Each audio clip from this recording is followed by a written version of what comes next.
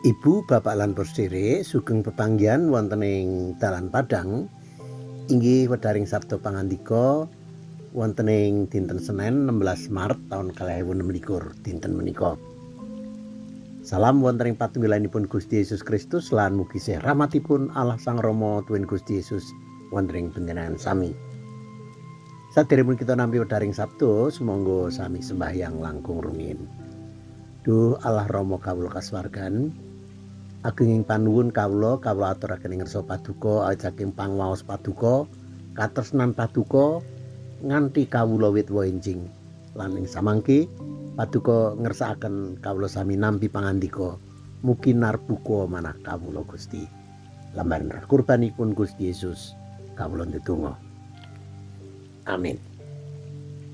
Ibu bapak lan sedherek, jejering dalan Padang wonten ing dinten menika ora mokal ana ngersane Allah. Ora mokal ana ngersane Allah. Pratelanipun kitab Para Rasul bab 9 ayat 17, Para Rasul bab 9 ayat 17 ngendikaaken mekaten, Ananias tumuli mangkat merono lan lumebu ing omah kono.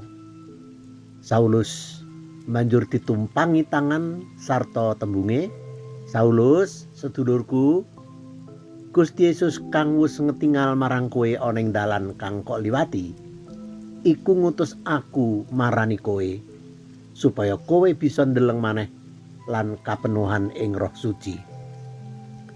Bapak Ibu lan sedherek, wonten unen-unen wonten ing tembung Jawi menika gething nyanding. Gething nyanding tegesipun tiyang ingkang sakawit tebih saged dados celak. Ingkang sekawit mboten seneng dados seneng, utawi ingkang sekawit sengit akhiripun kok malah tresna. Kala rumiyin wonten lelampahan tiyang nami Saulus. Menika ingkang lajeng ugi dados salin dados Rasul Paulus nggih. Kita mangertos cariyos ing kitab suci bilih Saulus menika tiyang ingkang gething sanget dhateng tiang-tiang Kristen. Tiang-tiang Kristen dipun kuya-kuya, dipun aniaya mekaten. Nasibing pendherekipun Gusti Yesus kaancam. Mekaten sikaping Saulus.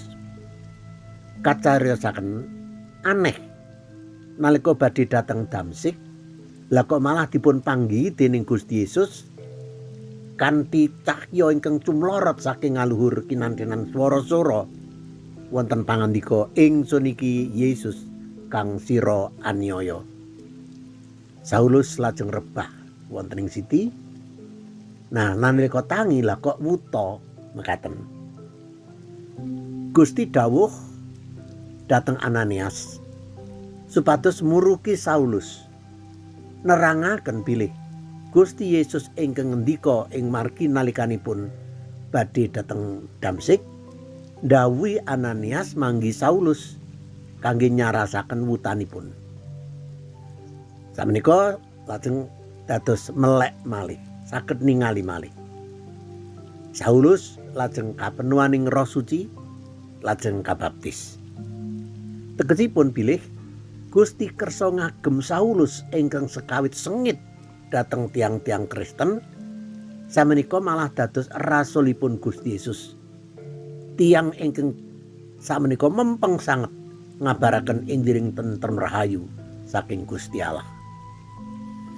Bapak Ibu lan sedherek, wonten gesang kita asring nampi paseksinipun tiang-tiang nggih ingkang sekawit menika sengit dhateng tiang Kristen. Sengit dhateng papan ibadahipun tiang Kristen malah dipun risak. Ewa semanten, lah kok ing tembenipun malah dados tiang Kristen, dados misionaris, kiyeng ngabaraken Injil. Ugi kita nate mireng kesaksianipun tiang-tiang Kristen piyambak. Nalika nenemanipun wah nakal banget. Wis pokoke dadi wong buruk mekaten. Mboten nate ngambah gereja. Upami dhateng gereja namung kados dene kapal selam dak nyeng mung yen Paskahan isih mending nggih. Ning wonten namung yen Natalan. Nah, nanging ing samangke ketingal lajeng dados murid ingkang saleh. Samenika dados tiyang ingkang aktif kegiatan. mbok bilih ingkang mekaten ugi wonten ing antawis kula lan panjenengan nggih. Nah, Bapak Ibu lan sedherek sumangga, kita sami sampun ngantos ngremehaken daya panguwasaning Sang Roh Suci.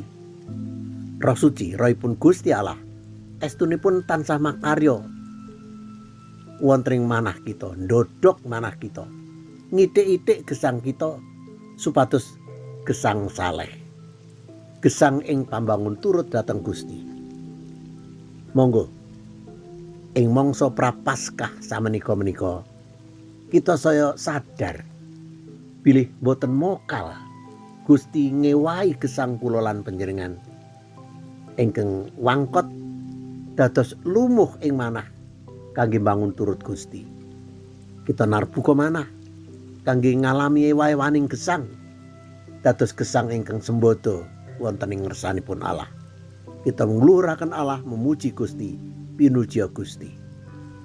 Sumangga sami sembahyang. Matur nuwun Gusti, paduka sampun paring pangandika dhateng kawula, mugi pangandika menika saestu ndayani kawula setya dhateng paduka kiyeng ing pakaryan kagem kaluraning asma paduka. Bilih boten mokal wonten ing ngersa paduka menapa ing kawula tindakaken ingkang kala wingi-wingi boten ndadosaken renaning penggalih paduka ning krana kasucen saking Sang Roh Suci ing paduka paringaken menika inggih saged ndadosaken kamulyan paduka. Kawula nyuwun tulung Duh Gusti kangge mulyakaken paduka ing selaminipun. Kawula nyuwun berkah ugi kekantunaning gesang kawula ing mangke yen kawula tilem berkana kawula sami inggih kawula anak-anak kawula tiyang sepuh kawula semah kawula malah ugi sedherek kawula ing sakit paduka jamah murih saged waluya jati ingkang ringkih paduka kiyataken. Lamar kurbanipun Gusti Yesus kawula ndedonga. Amin.